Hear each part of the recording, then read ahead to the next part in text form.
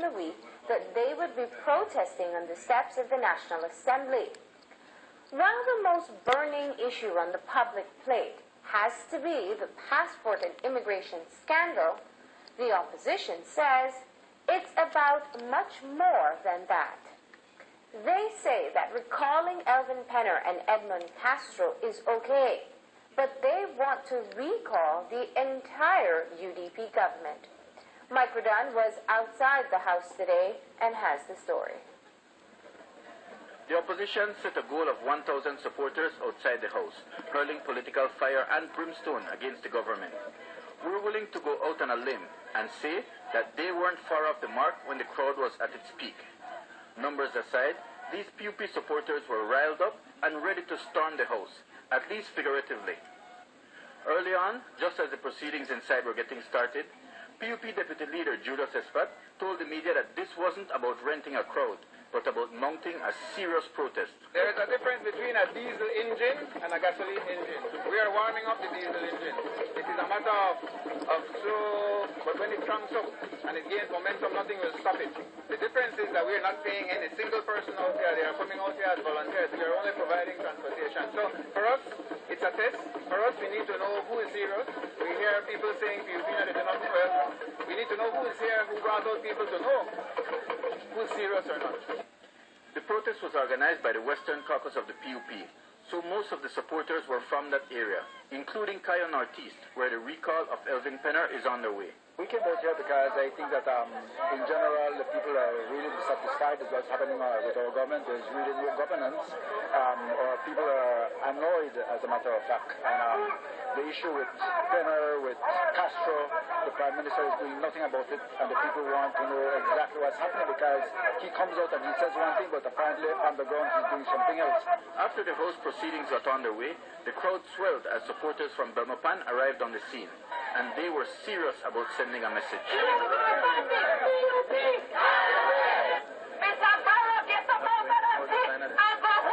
We're tired of this UDP government. We're tired of the corruption. We need to recall Penner. There are so many issues. Look at my sign. We have a lot of issues affecting us. It's time that UDP go home. Belmopan is neglected. Look at the streets. We need to change things around. The government needs to understand the people are punishing. The people need jobs. It's time. It's time. Right now we have a government that has gone rogue. People are wanting accountability. People are wanting justice. People are wanting answers. And we cannot just continue to push the issues under the rug. And so there's pressure that is being brought to bear today. And today is just the beginning, because this is a movement that's taking place out here, and there's an awakening of conscience that's taking place within this country, where the leaders must give account to the people of this country. The crowd was hyped, and got even more so when the PUP members in the House walked out in the middle of official proceedings to greet them. I want you all to know today that this is just the beginning. It is just the beginning. It is just the beginning. The People's United Party, our great party, has always led the fight for Belize. It is the PUP that has always taken the lead in making Belize a better place. So my friends, we have a lot of work to do together. But we will stand shoulder to shoulder. We will stand head to head. We will stand heart to heart. We will stand together, united in bringing down this UDP government that has been so bad. We need to show the Barrow administration that we are tired of corruption, that we are tired of all the injustices that are happening in this country, that we are tired of all the passports that are being sold and nothing is being done, that we are tired of having the small little man getting the lick of all these things, and the big ones, they always go scot-free. We will not tolerate this anymore. For almost 3 hours, the crowd chanted and sang and danced and rained fire and fury on the UDP. The issues are many, and the signs tell the tale of frustration and anger, which were evident today. Well, the UDP uses your money to be able to bring out people. That's a major difference. So they can laugh as long as they want to, but when we get in there, I want to hear what they have to explain to the Belizean people as to what they have been doing. Because today is a day to listen, to see what excuses they will come up with.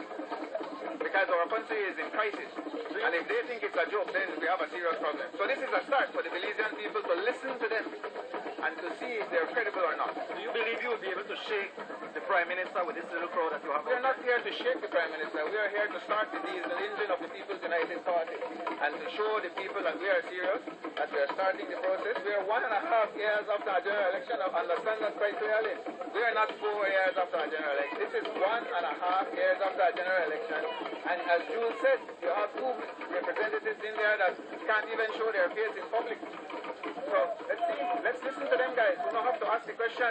We are here to answer anything you want, but you need to ask the ministers the pertinent questions and the hard questions because the Belizean people want to know. The crowd dispersed at around 12:30, having sent their message loud and clear. Now whether that message is accepted is another matter completely. Mike Rodon for News 5.